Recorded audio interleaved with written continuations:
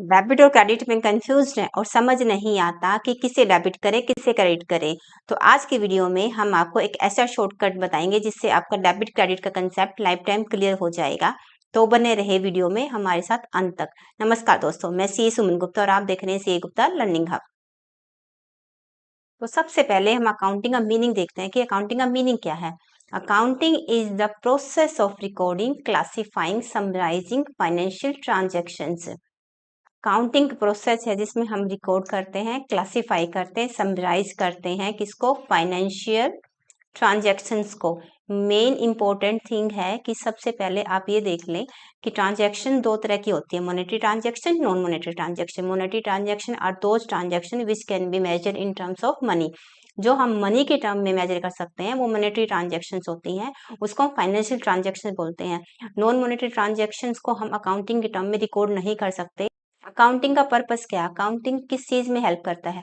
Accounting helps to know profit और loss and financial position. Accounting क्या करता है, बिजनेसमैन को बिजनेस में प्रॉफिट है या लॉस दिखाता है और उसकी किसी एक पर्टिकुलर टाइम पीरियड पे फाइनेंशियल पोजीशन क्या है, उसकी फाइनेंशियल पोजीशन का मतलब उसकी बैलेंस शीट कितनी स्ट्रांग है, ये हमें अकाउंटिंग ही बताता है।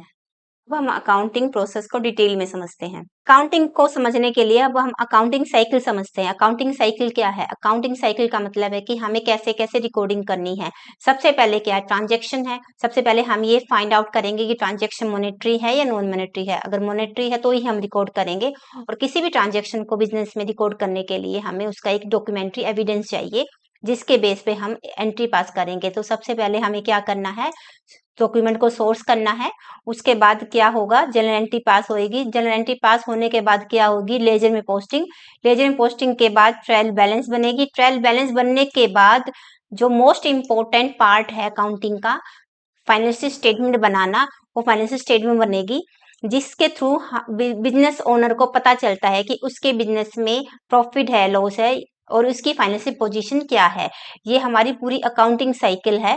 अकाउंटिंग साइकिल में स्टार्टिंग से एंड तक जो हमें काम करना है वो अकाउंटिंग साइकिल बताती है।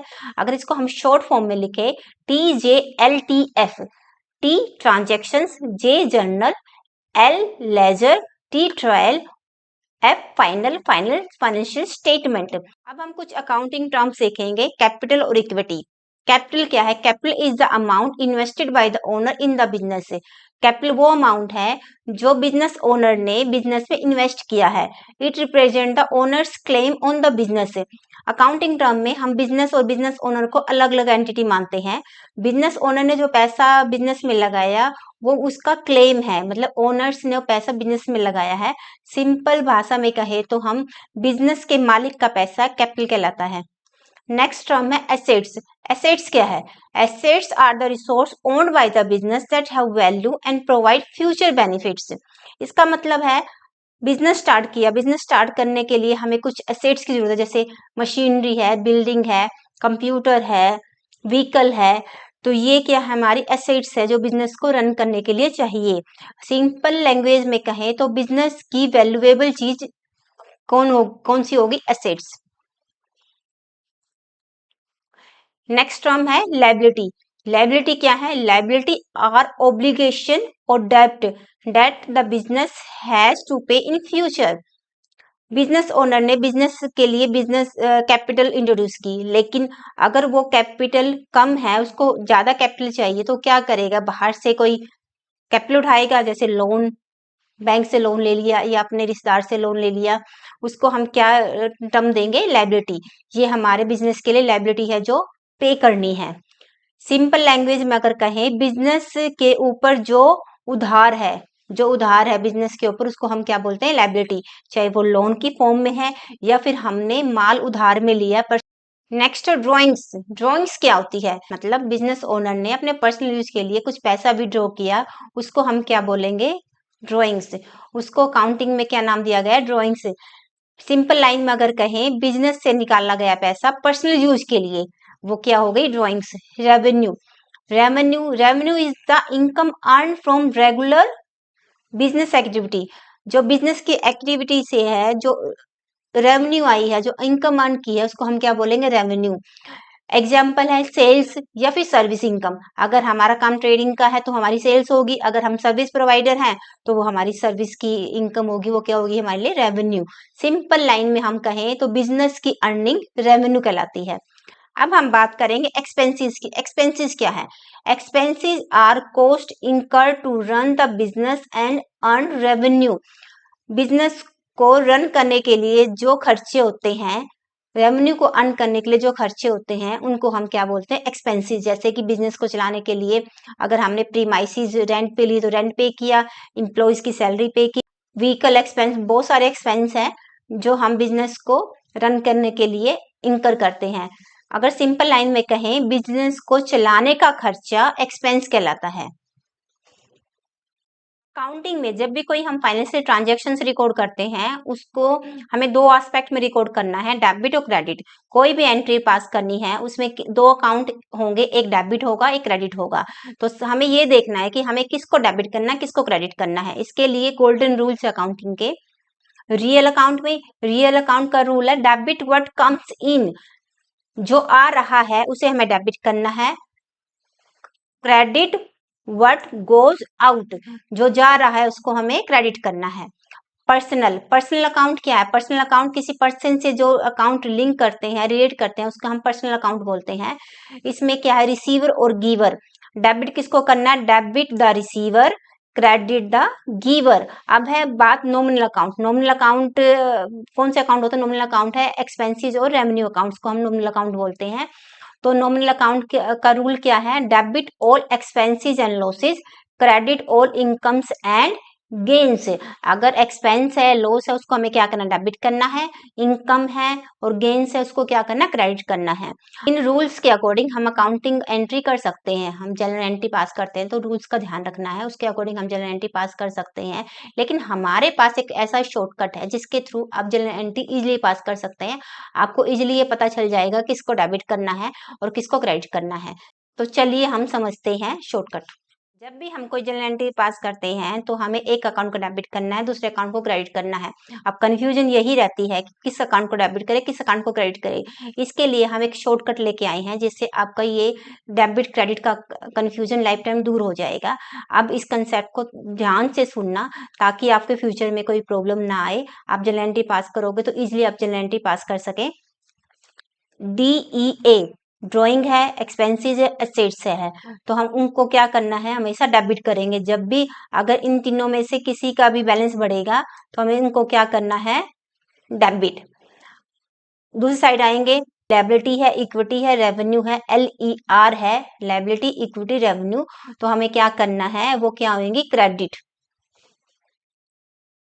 अब आपको क्या ध्यान रखना है? अगर ड्राइंग है या फिर कोई एक्सपेंस इनकर के हुआ है या कोई एसेट्स परचेज की है, अगर इन तीनों में से अगर बैलेंस इंक्रीज होता है तो क्या करना हमें? उनको हम क्या करेंगे? डेबिट। दूसरी साइड में क्या है? कोई लायबिलिटी इंक्रीज हुई है या फिर कोई कैपिटल इंट्रोड्यूस हुई है या फिर कोई भी रेवेन्यू हुई है, उन सबको हमें क्या करना है? क्रेडिट। लायबिलिटी है या फिर कैपिटल है या फिर रेवेन्यू है तो हमें क्या करना है? क्रेडिट। इस रूल को हम डीलर रूल भी कह सकते हैं। अगर DEA है, ड्रॉइंग्स है, एक्सपेंसेस है, एसेट्स है, तो क्या करना है? उसको डेबिट।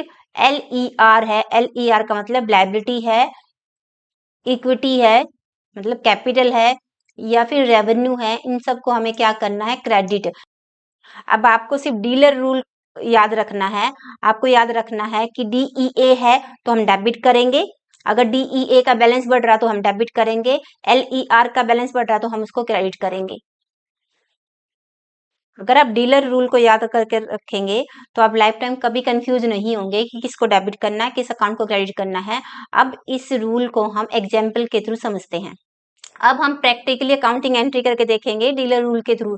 याद रखो कि डीलर रूल कोई अकाउंटिंग का रूल नहीं है, एक शॉर्टकट है।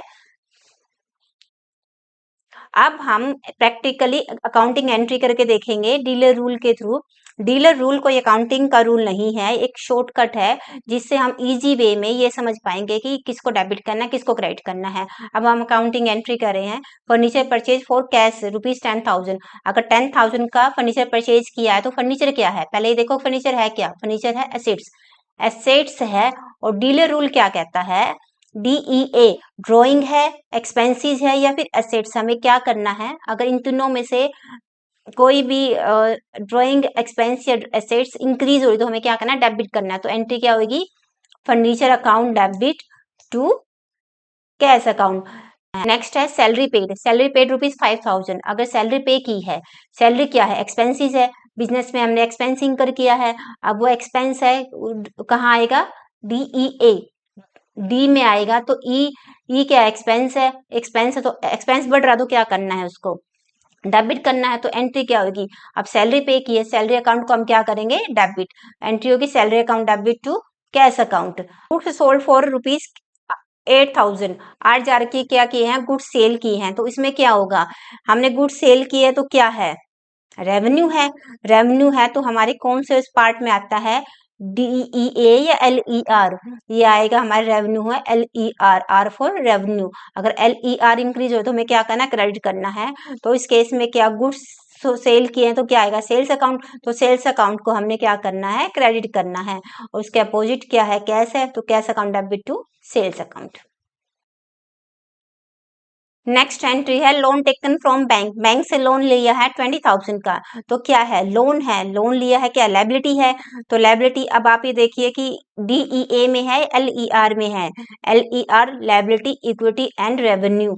तो हमें क्या करना है, क्रेडिट। LER है तो क्रेडिट करना है। तो बैंक से लोन लिया है तो बैंक लोन क्या होगा, क्रेडिट।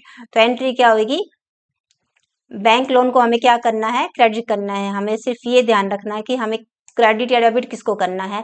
अब हमें पता चल गया कि हमें बैंक लोन को क्या करना, क्रेडिट।